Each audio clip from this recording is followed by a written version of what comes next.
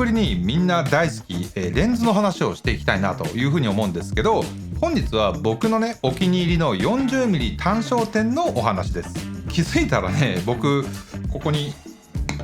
40mm の単焦点3本も持ってたんですよ。でそれが、このソニーの 40mmF2.5 の G レンズと、こっちのツアイスのバティス 40mmF2 のクローズドフォーカスで、最後がこのフォクトレンダーのノクトン 40mmF1.2 アスペリカルの3本になります。 40mm は本当に使い勝手が良くて、僕ずっとね動画にしてみんなにこうおすすめしたいなというふうに思ってたんですけど、この3本ね、僕も取り比べたことがなかったんですよ。なのでこの間ね改めてこの3本だけを持って撮影をしてきました。いつもモデル兼カメラマンとして協力してもらってる、うちの奥さんリコさんがねちょっと今回は都合が悪かったので、今回はですね、ご存知の方も多いと思うんですが、この方あれどちらさんですか？もっとなんないと思うP 入れてくださいスペ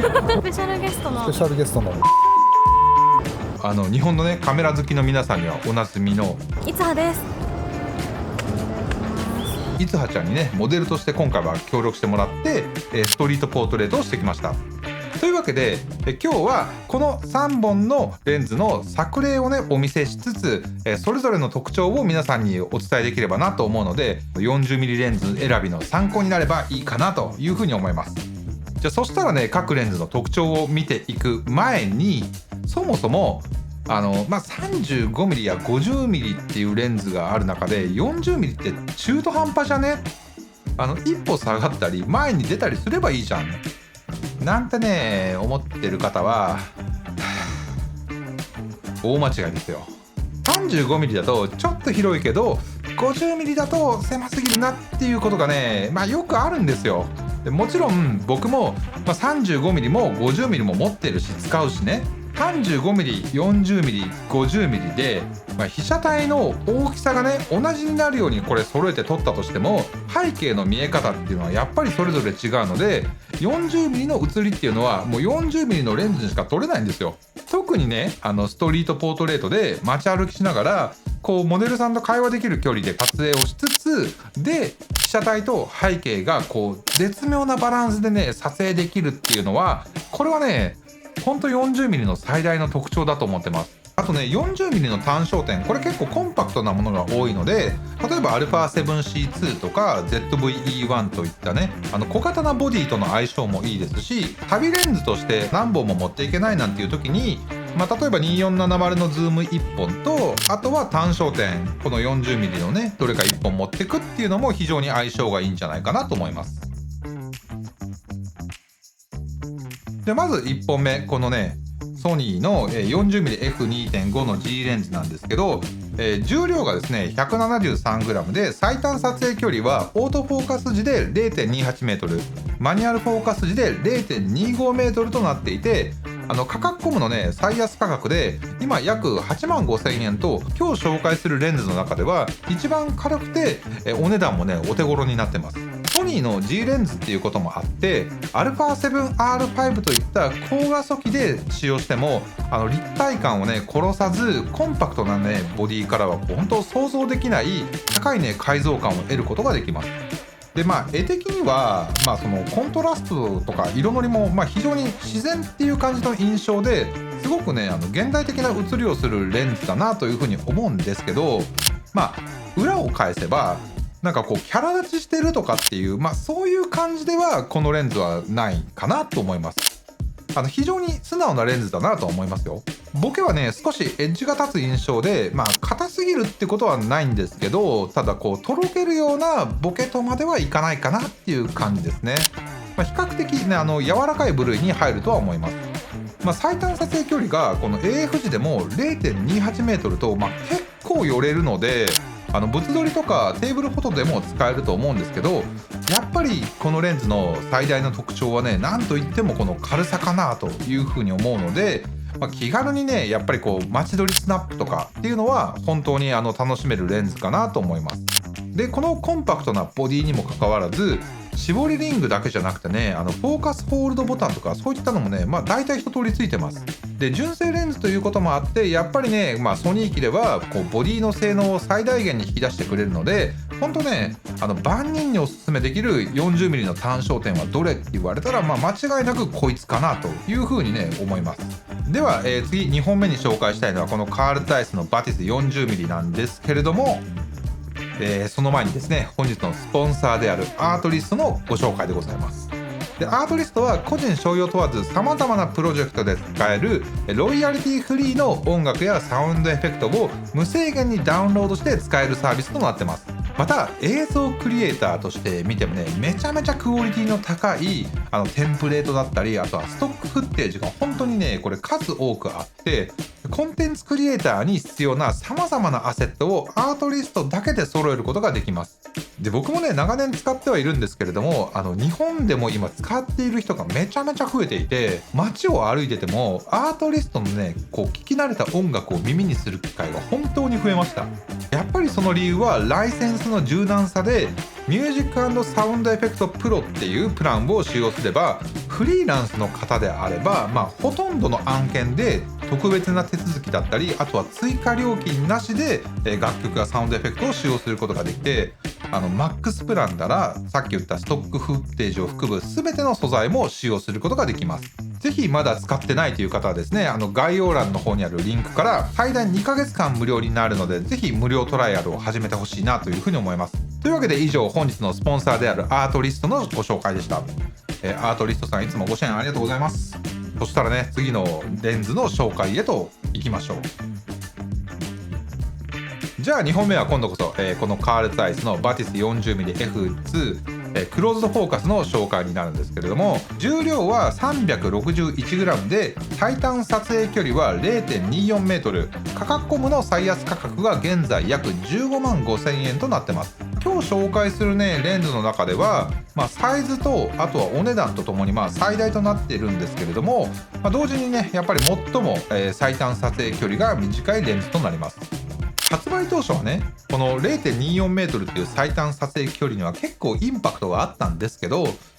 先ほど紹介したねこっちのソニーの 40mm が、その後発売されて、最短撮影距離っていう意味ではちょっとインパクトは薄くなっちゃったんですけど、それでもやっぱりこっちは F2 なんで、この明るいレンズで 0.24m まで寄れるっていうのは、魅力は十分にまだあるかなと思います。で、写りはねやっぱりね、そのツアイスらしく、特にね中心部の解像感っていうのは非常に高いです。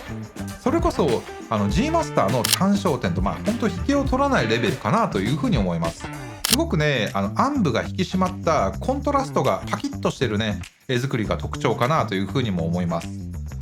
で、さらに色のりもすごく良くて、どちらかというとこうあっさりというよりはこってりした印象の、そういう絵作りが好きな人にとってはねたまらない一本かなというふうに思います。先日ね撮影してて、こんな漫画の集中線みたいなねフレアが出て結構びっくりしたんですけど、なんか条件が重なると出るんですかね、わかんないんですけど。で、玉ボケも結構縁が強い、いわゆるバブルボケってやつに近い感じになります。で、またその開放でね撮影していても、この玉ボケっていうのが綺麗な円ではなくて、少しこう角張ったね円になります。背景の写りに関して言うと、こいつはね、そのレンズの光学性能的に決して高いとは言えないのかもしれないんですけど、でもね僕はこういったそのレンズのキャラクターが、このバティスの写真がねすごくこう写実的っていうよりは、少しこうアートっぽい感覚になるのかなと思っていて気に入ってます。このねボディは、質感はすごく高いんですけれども、ただねめちゃくちゃシンプルで、あるのはこのフォーカスリングと、あとあんまり使わない有機 EL の距離計のディスプレイと、あとはフォーカスリミッターのここにスイッチがついてるっていう、だけじゃだけですね。有機 EL の距離計のディスプレイ面白いとは思うんですけど、でも実際にこれを見ながら撮影したことは僕はないですね。フォーカスリミッターも別にそんなオートフォーカス結構しっかり速いんで、そんなに僕使ったことはないですかね。はい。では、今日最後3本目に紹介するのは、このオクトレンダーのノクトン 40mmF1.2 アスペリカルになります。重量は今日紹介する3本では一番重い 420g で、最短撮影距離は 0.35m となってます。価格コムで、今最安価格で約12万2000円となってて、今日紹介するレンズの中では唯一のねマニュアルフォーカスレンズになります。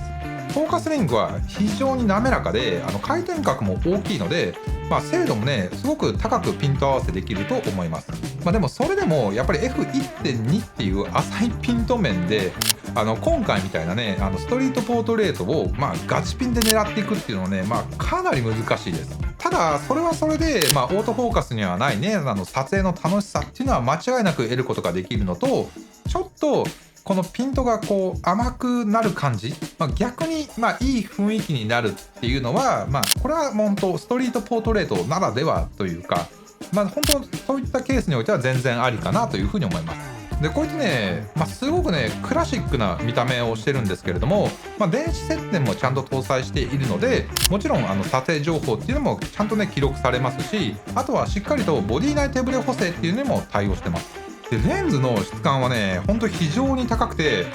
アルミのねボディでサイズの割にはすごくこうずっしりとしたね重さを感じます。であとこのね絞りリングを回した時にはこんな感じで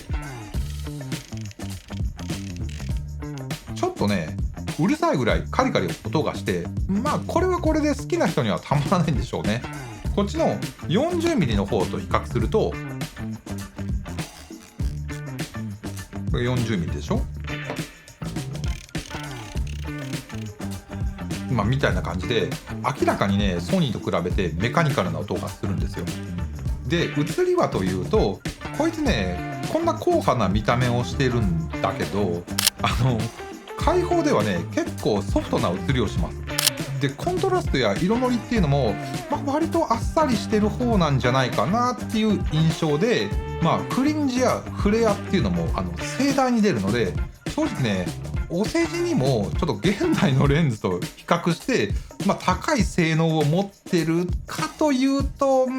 それはなかなか難しいんじゃないかなと思うんですよ。ただねそれがいいんですよこいつは。過去の自分の写真の中で特に気に入っている写真っていうのはよくよく見返すとこのノクトン 40mm で撮ってるってことが結構多いんですよ。でそれがマニュアルフォーカスでかつ F1.2 っていうこともあって、ほんとねこれじっくりこう腰を据えて撮影する必要があるからかもしれないんですけど、でもねこのレンズでほんとこう芯を食った時には特大ホームランが出るんですよ。その空気感っていうか柔らかい雰囲気の中にこの F1.2 でこうバチッとこうピントがあった時はね本当にこう目を引く写真が撮れるんですよね。正直ね打率は低いかなとは思うんですよ。それは僕の腕のせいかもしれないんですけど、ただやっぱ写真にねこうノスタルジーを求める方にとってそのレンズのこの質感だったり、あとはこの操作性も相まって本当にね楽しい一本だなというふうに思います。というわけで、以上がね僕のおすすめの 40mm 単焦点の3本でした。40mm でまだ撮ったことがないという方はですね、ぜひ一度その楽しさを体験してほしいなというふうに思います。他にもね皆さんのお気に入りのレンズがあればぜひねコメントで教えてください。というわけで、本日の動画は以上となります。それではまた皆さん次の動画でお会いしましょう。ピース。